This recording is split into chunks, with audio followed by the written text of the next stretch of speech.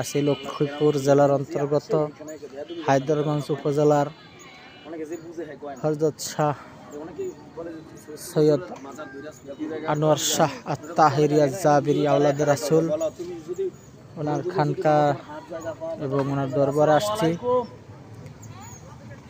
ওনার খানকা শরীফের দরবারে আসছি আমরা সাথী ভাই বেরাদার বন্ধু বান্ধব যারা আছে সবাই আইছি। তো জিয়ারত করলাম। এই যে মসজিদ, এই যে কোরআনিয়া মাদ্রাসা, এই যে পাশে খানকা শরীফ।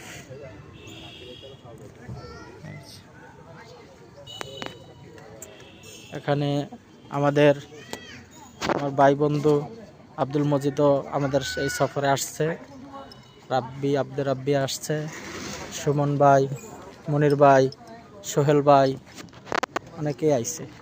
আলহামদুলিল্লাহ, আল্লাহ যাতে এই দরবারের ফয়েজ বরকত আমাদেরকে নসিব করে সেই কামনায়।